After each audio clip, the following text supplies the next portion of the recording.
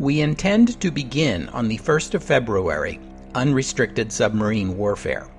We shall endeavor, in spite of this, to keep the United States of America neutral. In the event of this not succeeding, we make Mexico a proposal of alliance on the following basis: make war together, make peace together, generous financial support, and an understanding on our part that Mexico is to reconquer the lost territory in Texas, New Mexico, and Arizona. Cable from German Foreign Minister Arthur Zimmerman to German Ambassador to the U.S., Count Bernstorff. Welcome to the history of the 20th century.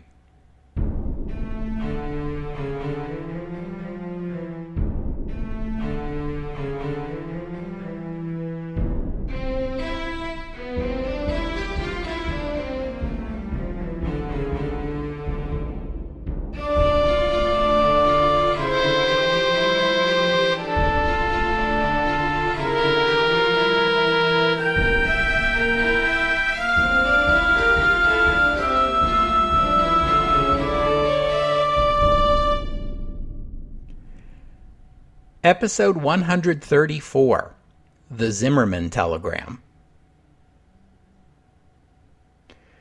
When we last looked at the situation in Mexico, it was July 1916. General Blackjack Pershing's expedition had failed to kill or capture Pancho Villa, but had succeeded in getting into combat with the forces of the Carranza government, which the U.S. recognized as the legitimate government of Mexico, and who were just as anxious to get rid of Pancho Villa as Pershing was. Whoever said, "the enemy of my enemy is my friend," never studied this conflict. The irony here is that earlier in the Mexican Revolution, Pancho Villa was arguably the most pro-U.S. of the revolutionary leaders. He was friendly with many Americans. He regularly received American journalists and even reenacted his own battles for the benefit of American movie studios. When the U.S. occupied Veracruz, Pancho Villa was the only revolutionary leader who declined to denounce the American action, even though it had been intended to help unseat the revolution's enemy, Victoriano Huerta. And the Americans had returned the compliment. U.S. journalists wrote laudatory pieces. Hollywood depicted him as a romantic hero. Even Woodrow Wilson compared him to Robin Hood. But the U.S. ultimately sided with Carranza, who was emerging as the winner in the battle among the various revolutionary factions. Hence, Villa's attack on Columbus, New Mexico, in the hope of baiting the North Americans to invade. If Villa had a weak hand, perhaps the U.S. invasion would reshuffle the deck, so to speak, pitting the North Americans and the Carrancistas against each other and giving Villa breathing room to stage another comeback. The German government was also devoting considerable resources in a clandestine effort to get the U.S. bogged down in an all-out war with Mexico. The U.S. was selling munitions to the Allies in Europe, and the Germans reasoned that the Americans wouldn't have so many munitions to sell if they needed them themselves for their own war. Recall that the Germans had already made a deal to supply money and arms to Victoriano Huerta when he returned to Mexico for his comeback tour. Sadly for the Germans, Huerta never made it back to Mexico. He was taken prisoner by U.S. authorities at the Mexican border and died in their custody in January 1916. By then, oddly enough, the Germans were turning to none other than Pancho Villa to become their man in Mexico. There's no evidence of any cooperation between Villa and the Germans prior to this, but by the time he was losing out to Carranza, the man the U.S. was supporting, Villa was ready to accept German help, because the Germans were the only ones offering. How much the Germans could actually help him remains unclear. Germany was not betting all its chips on Villa. The Germans were also dangling money in front of at least one of Porfirio Diaz's former military commanders, now in exile in Cuba, in the hope they could tempt him to return to Mexico and begin the counter-revolution that Huerta had not lived long enough to incite. After Villa's attack on Columbus and the Pershing expedition into Mexico, German officials must have thought their dream of war between Mexico and the U.S. was on the verge of becoming a reality.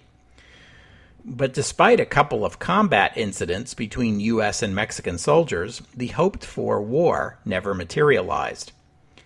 As the U.S. ambassador to Germany put it in a cable to Washington, "Every night, 50 million Germans cry themselves to sleep because all Mexico has not risen against us."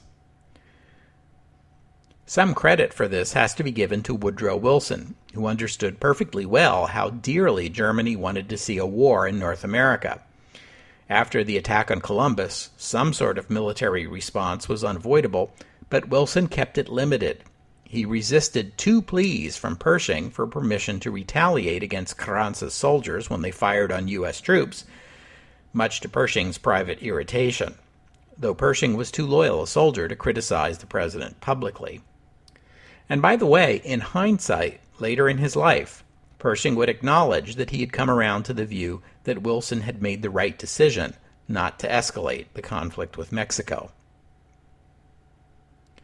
1916 was an election year, and the Republicans were faulting Wilson for not responding more firmly to both Germany and Mexico, but Wilson would not be swayed, despite the wild rumors that were flying. A panicked U.S. consul reported to Washington the circulation of something called the Plan of San Diego. This plan supposedly called for an armed uprising in Texas, Oklahoma, and New Mexico of African Americans, Native Americans, and Mexican Americans toward the goal of creating a new independent republic in the U.S. Southwest that would be a haven for Americans of color to escape white American domination. At the same time, German officials were telling the Carranza government, and any other Latin American government that would listen, that of course the Pershing expedition was just the first step of an American plan to occupy and annex everything between the Rio Grande and the Panama Canal, because of course the canal, which is so important to U.S. interests, would never be secure so long as it remained geographically separated from U.S. territory. And then there was Japan. In our earlier episodes on the Mexican Revolution, we saw that Japan has been going out of her way to build closer ties with Mexico. These overtures were warmly received in Mexico City, and while you can't deny that there are many good reasons why these two countries should seek a closer relationship, you also can't deny that creating a counterweight against U.S. influence in Latin America and the Pacific would be one of them. By 1916, Japan was selling weapons to the Carranza government. This was technically a violation of an agreement among the Great War allies not to sell weapons to any nation except other members of their alliance, though these arms sales to Mexico didn't seem to be bothering the British or the French or the Russians very much. The Japanese ambassador in Mexico City was a frequent guest of Carranza's at the National Palace, and Mexican officials visiting Tokyo enjoyed lavish hospitality. All of this was worrisome to American officials in Washington. As long as Pershing and his troops were in Mexico, the possibility of a conflict between them and Carranza's forces couldn't be ruled out, and it was becoming all too clear which way Japan was leaning. The British government had their own reasons to worry about Japan. Selling arms to Mexico was small beer, but the British had other concerns about their allies' motives. The biggest one was the unseemly way the Japanese had so quickly pivoted from fighting the Germans and seizing Qingdao to using their enhanced position in East Asia to bully neutral China with the 21 Demands, Episode 93. Britain formed an alliance with Japan all the way back in 1902, and the main reason was that the British judged they didn't have the resources necessary to fully protect their interests in far-off East Asia, and so a deal under which they could rely on the growing naval power of Japan to help protect their interests in the region seemed just the thing. And in fairness to Japan, it has to be said that the Japanese were scrupulous about upholding their end of the treaty. Japanese assistance was always there when the British needed it. If anything, it was the opposite problem. Japan was so enthusiastic that it gave the British pause. German power in East Asia had been eliminated forever. But with Britain and France and Russia preoccupied with the fighting in Europe, and with no end in sight, that would leave the Japanese with a free hand in East Asia. The Japanese clearly understood this, as their sudden aggressive attitude toward China shows. The German government understood it too, and by 1916, Germany was putting out feelers to Japan in the form of informal diplomatic talks between German and Japanese diplomats in neutral China. The Germans were trying to tempt the Japanese into switching sides. If Japan did, she could move with impunity against British and French and Russian interests in East Asia, and from the German point of view, make sure you underline Russian interests. The Central Powers have almost completely blockaded Russia, with the ports of Archangel and Vladivostok the only points of entry for foreign military assistance. The Japanese archipelago lies in a great arc across all the approaches to Vladivostok, making it the ideal base for a blockade of the Russian Far East. Besides being well positioned to cripple Russia, Japan was also well positioned to cause trouble for the United States. If the U.S. joined the war, Japan could turn her flank with attacks on the Philippines or Hawaii or the Panama Canal. Even if the U.S. remained neutral, Japan might be a source of arms to the quarreling factions in Mexico, which would help keep the unrest in that country going and help force a deeper and deeper U.S. commitment, and thus diverting weapons and ammunition the Americans otherwise might be selling to the Allies. And again, in fairness to Japan, she did keep her British allies fully informed of these German overtures and gave no indication she was taking them seriously. But Whitehall was nonetheless nervous.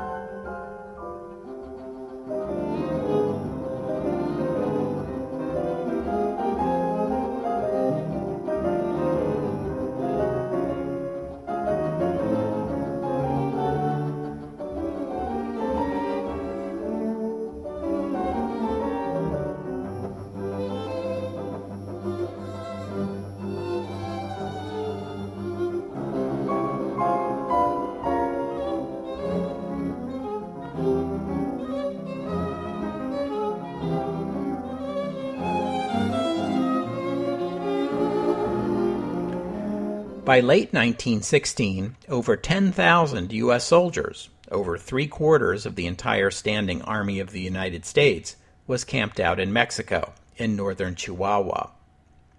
The active phase of Pershing's hunt for Pancho Villa and his soldiers was over, but to withdraw would be awkward.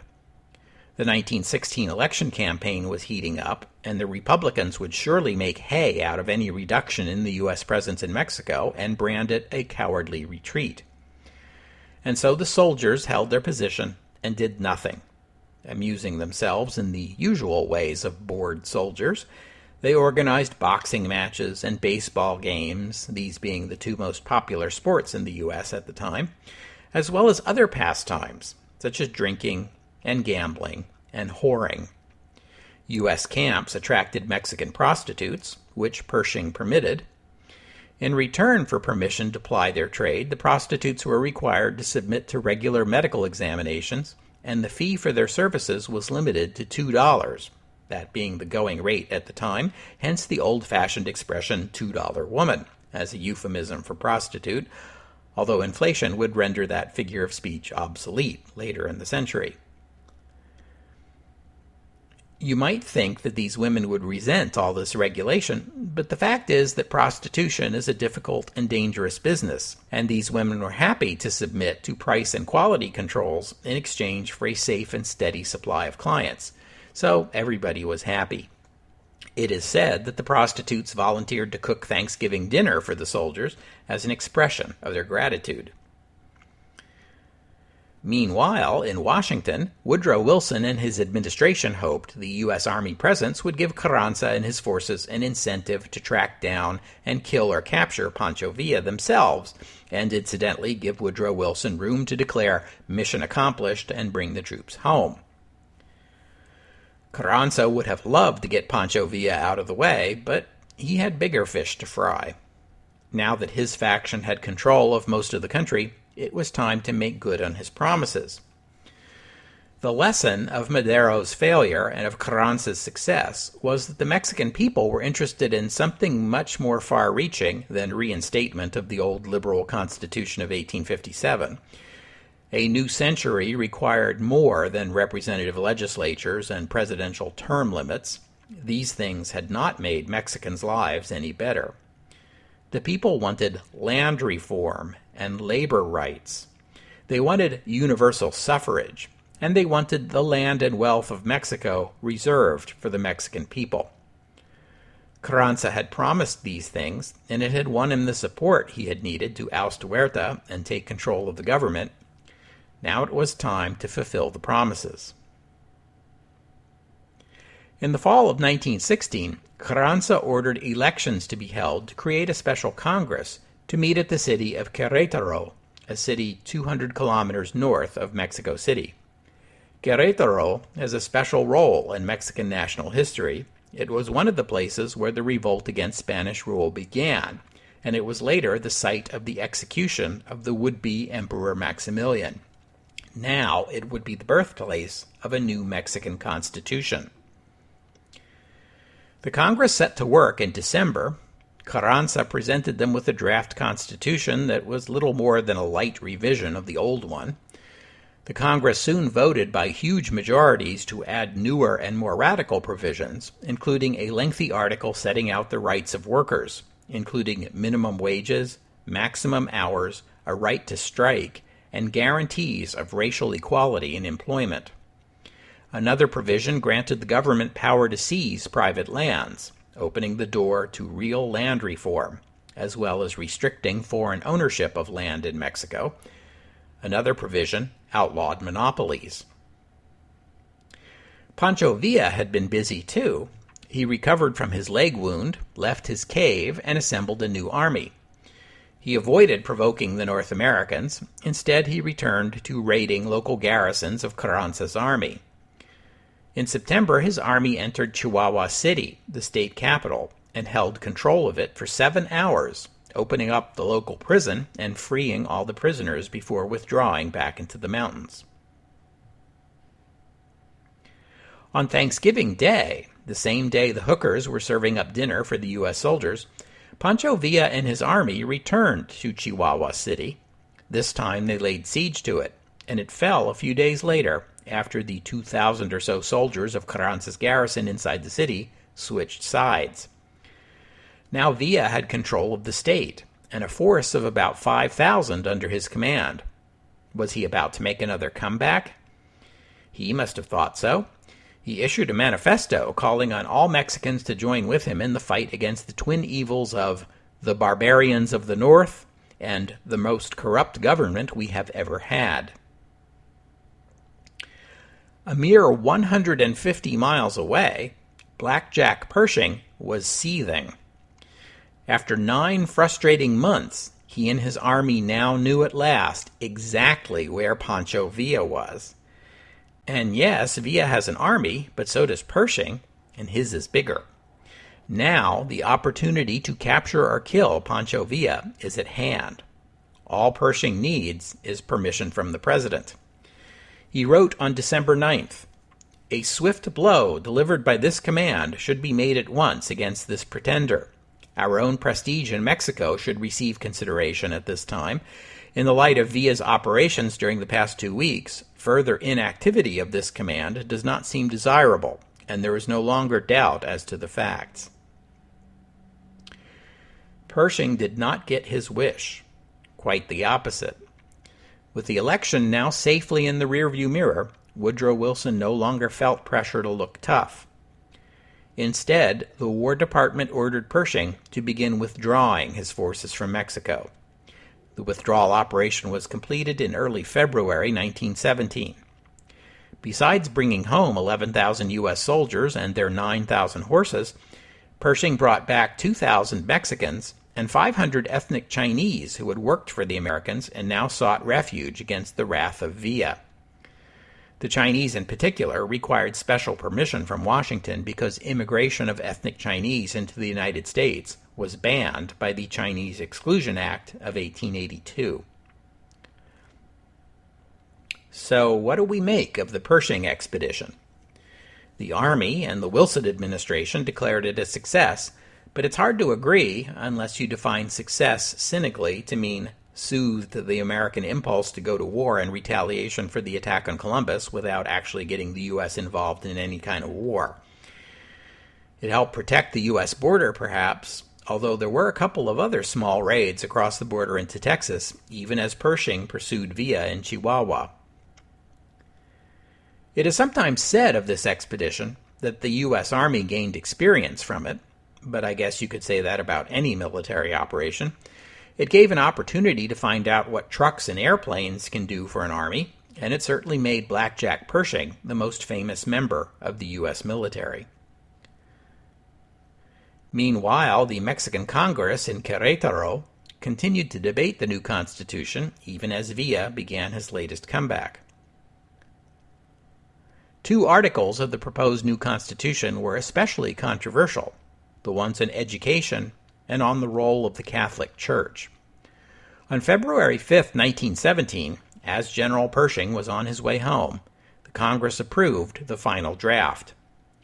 On education, it included an article setting out a right to a free and secular education. With regard to the Catholic Church, there was a strong anti-clerical strain to the Congress, much more than Carranza himself was comfortable with. The Church was seen as having supported the dictators, Diaz and Huerta, so the new Constitution asserted not only separation of church and state, but the supremacy of the state over the Church, allowing limits on the number of clergy, barring foreign clergy, and claiming church property for the state. It was a much more radical document than Carranza had been looking for, and was perhaps not everything the revolutionaries had dreamed of when they took up arms against first Diaz and then Huerta, but it represented a decisive shift in the trajectory of Mexican politics. It was not the product merely of liberal elites. It had broad support and created an enduring framework for real reforms. It reached far beyond the usual constitutional concerns of how the president and the Congress would be elected and who would have what powers. It asserted the right of the state to seize the haciendas and redistribute the land to the landless. It asserted that the land and resources of Mexico were for Mexicans and set out limits on foreign economic interests. It guaranteed equal rights, but also education and minimum wages, becoming the first constitution in the world not only to limit the power of government, but assign to it affirmative duties to work on behalf of the people. On the other hand, the adoption of the Constitution did not mean the end of the fighting. Zapata was still out there, Villa was still out there, and there were other resistors.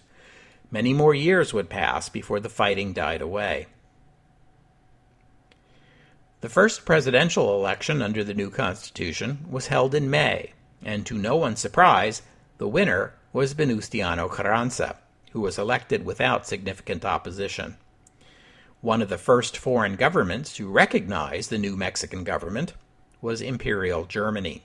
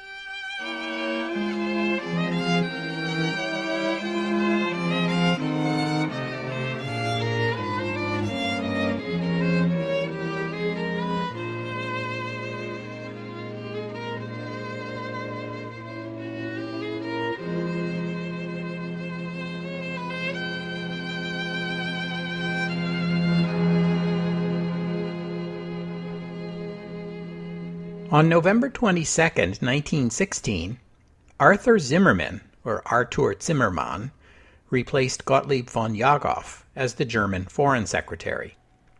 Zimmerman was a commoner, someone who had earned a law degree and become a career civil servant in the German Foreign Office.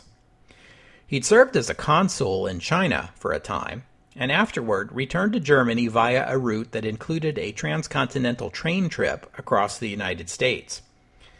Because of this experience, Zimmerman regarded himself as an expert on the USA, and most of his colleagues in the Foreign Office went along with that. Zimmerman was the first commoner to become Foreign Secretary of Imperial Germany. All of his predecessors had been stuffy Prussian aristocrats with "von" in front of their names. The U.S. government welcomed his appointment. The increasing control Hindenburg and Ludendorff exerted over Germany was worrisome to Washington. To the Americans, Zimmerman represented a turn toward a more liberal and democratic Germany, one that might be easier for the U.S. State Department to work with, perhaps someone who could lobby within the German government for peace. Sadly, this was a misreading of what was actually going on in Berlin. The Imperial Navy had spent the past year building up its fleet of U-boats, hoping for a second chance to impose an underwater blockade on Britain. The Navy had their tables and charts and projections that showed that unrestricted warfare would force British capitulation in a matter of months. But what about the United States? The Wilson administration had put diplomatic pressure on Germany repeatedly over the past 2 years over the issue of submarine warfare. If Germany broke all the promises she had made to the Americans, they would likely declare war. Germany was barely holding her own against 3 major powers. Against 4, was there any hope? The hawks in Germany thought so. Even if Woodrow Wilson could bring himself to get down off his high horse and declare war, the U.S. would not be in a position to send substantial ground forces to Europe for a year or more. The U-boats could end the war in less time than that. Whether the Hawks truly believed that the U-boats were the secret weapon that could win the war for them, even after the U.S. entered the fight, or whether the U-boat escalation was a Hail Mary play, as in, we're losing anyway, so we might as well give it a shot, is an open question. I suspect there was some of both in the thinking in the upper echelons of the German government. But despite American assumptions to the contrary, Zimmerman was in the Hawk camp. He was ready to unleash the U-boats. It was the German ambassador to the U.S., Johann Heinrich von Bernstorff, and the Chancellor, Bettmann Hollweg, who most feared the wrath of the Americans. They had no faith in the Navy's confident projections and believed Germany needed to do everything it possibly could to keep the U.S. out of the war.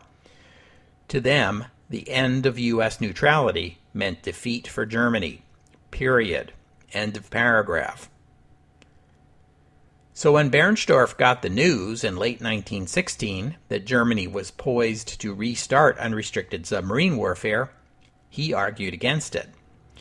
After the U.S. presidential election, when Woodrow Wilson announced his final attempt to work out a peace agreement, Bernstorff prevailed upon his superiors in Berlin to wait and see what Wilson came up with. Perhaps Wilson could persuade the Allies to accept peace. But if Germany went ahead with unrestricted U-boat attacks, an aggrieved Wilson would certainly end his peace efforts and probably lead his nation into the conflict. That would be a disaster for Germany, Bernstorff warned, since America's resources, even her military resources, were nearly inexhaustible. He was quite right about that, but Foreign Secretary Zimmerman wasn't buying it. Zimmerman had this reputation at the Foreign Office for being an expert in U.S. affairs, as I mentioned, but that was based on one train trip through the United States. Count Bernstorff, who's been Germany's ambassador in Washington for 9 years now, really understood the country a lot more than Zimmerman did. But Zimmerman was the Foreign Secretary, and that's what counts. Zimmerman had a much more skeptical take on the military potential of the United States. In a meeting with the American ambassador in Berlin, James Gerard, Zimmerman had shown Gerard data collected from the 1910 U.S. Census and analyzed by German officials.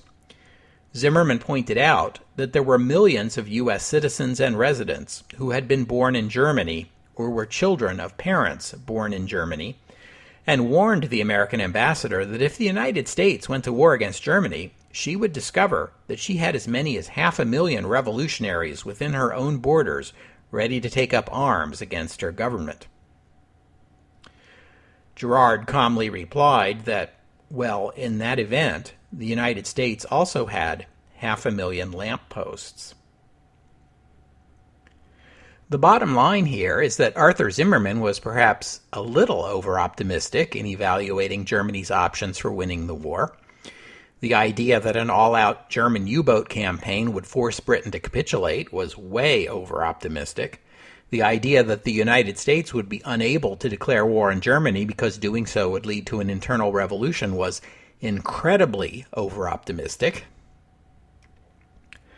But we have not yet plumbed the depths of Zimmerman's optimism, because there's still Mexico. We've already seen how the German government hoped to see the United States get sucked into a military adventure in Mexico. For Germany, it would have the advantage of consuming a lot of U.S. arms and ammunition that would otherwise find its way to the Allies. And then there was Japan. Germany has also been wooing Japan, hoping to tempt her into switching sides and opening up a second front against Russia and, who knows, maybe even the United States. And so Zimmerman hatched a plan and communicated it in a telegram to Bernstorff in Washington.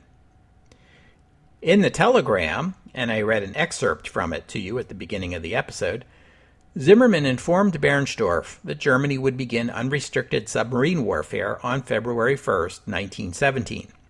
He advised Bernstorff that Germany hoped the United States would remain neutral, but in the event of war, the German ambassador in Mexico was instructed to approach Venustiano Carranza and invite Mexico into an alliance with Germany and to make war on the United States. In exchange for this assistance, Germany would aid Mexico financially during the war and arrange for Mexico to receive Texas, New Mexico, and Arizona as part of the peace settlement. The Germans had a lot of faith in their ability to induce other countries into allying with them in exchange for new territory in the peace agreement. I hadn't mentioned it before, but during the July crisis, Helmut von Moltke suggested the United States might be induced to enter the war against Britain in exchange for Canada. Zimmerman's cable also proposed that the Mexicans reach out to the Japanese, given the occasional Japanese flirtations toward Mexico. The Japanese might be willing to join in the war against the U.S. The German ambassador should also ask the Mexicans to act as mediators between Germany and Japan in the hope of ending the state of war between them. Zimmerman's message will become known to history as the Zimmerman telegram, and it would be sent first to Bernstorff in Washington, who would then forward instructions to the German ambassador in Mexico City. Bernstorff was not only Germany's ambassador to the U.S., he was also the chief of all Foreign Office operations in the Western Hemisphere. The message was originally intended to be sent on paper aboard Deutschland. Deutschland was a new kind of sea vessel, a merchant submarine. It had been constructed privately by the Norddeutscher Lloyd Shipping Company as a way of evading the British blockade. Deutschland was unarmed and could carry 700 tons of cargo, a modest amount by merchant shipping standards. Still, she was something of a technological marvel for her day. In 1916, she successfully completed 2 round-trip voyages between Germany and the United States and carried tens of millions of dollars worth of cargo. Deutschland would have been the ideal vessel for carrying such a secret and sensitive document as the Zimmerman telegram.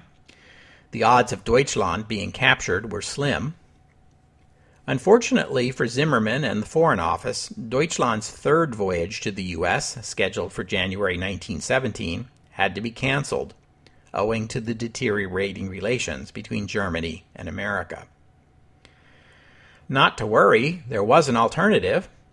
Even as Zimmerman was preparing his message to Bernstorff, Bernstorff and the Foreign Office were in discussions with Woodrow Wilson in the U.S. over a possible peace agreement. To facilitate these discussions, the Americans were allowing the German Foreign Office to use the U.S. diplomatic cable between Berlin and Washington, and they were allowing the Germans to send coded messages in codes the U.S. could not read. Now, technically, a neutral country shouldn't be allowing a belligerent to send coded messages on its telegraph lines unless they also provide the code to the neutral. This is to ensure the messages aren't being used for military purposes. On the other hand, neutral nations are supposed to honor the diplomatic privileges of diplomats from belligerent nations, so maybe we're in a gray area here. But it was a limited privilege intended specifically to facilitate German negotiations with Washington on the shape of a possible peace agreement to end the Great War. So it was a noble enough purpose. The German Foreign Office sent the cable on January 16, 1917. I'm sure you already know what happened next.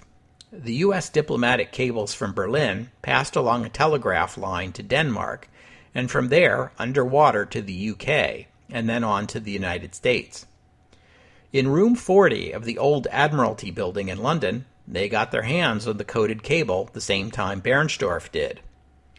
Apparently, it hadn't occurred to Zimmerman or anyone else at the German Foreign Office that A, the British might have broken the German diplomatic code, or B, that the cable was going to pass through British-controlled relay stations on its way to Washington. Room 40 finished decoding the message the next day, and the British knew at once that they had a bombshell on their hands, something that could potentially push the United States, at long last, into declaring war on Germany. But to release it would also tip off the Germans that the British had their diplomatic code.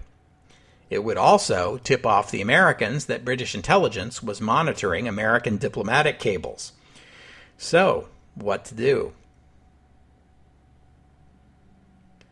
We'll have to stop there for today. Thanks for listening. And I'd like to offer a special thanks to Patrick for becoming a patron of the podcast. Patrons get access to special secret cables in which I talk about topics in upcoming episodes. So if you'd like to become a patron and help support the podcast, visit the website historyofthe20thcentury.com and click on the Patreon button. And while you're there, leave a comment and let me know what you thought of today's episode. And I hope you'll join me next week on the History of the 20th Century as we shift the spotlight to Russia. Even as the Zimmerman telegram is roiling the United States, Russia's failures in the war are roiling politics in Russia. Is it stupidity or treason? Find out next week on the History of the 20th Century. Oh, and one more thing. The reaction to the Zimmerman telegram in Washington, Berlin, and Mexico City is a topic we'll have to save for a future episode, but often overlooked is the reaction in Tokyo. The Japanese government was as surprised by the telegram as was the U.S. government. The Japanese Prime Minister Terauchi responded to the publication of the Zimmerman telegram by releasing a statement that said, "The revelation of Germany's latest plot, looking to an alliance between Japan and Mexico against the United States, is interesting in many ways. We are surprised, not so much by the persistent efforts of the Germans to cause an estrangement between Japan and the United States, as by their complete failure of appreciating the aims and ideals of other nations.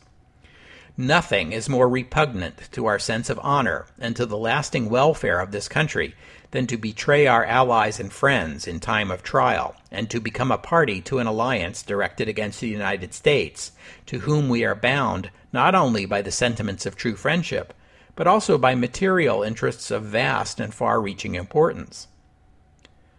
The proposal, which is now reported to have been planned by the German Foreign Office, has not been communicated to the Japanese government up to this moment, either directly or indirectly, officially or unofficially, but should it ever come to hand, I can conceive of no other form of reply than that of indignant and categorical refusal."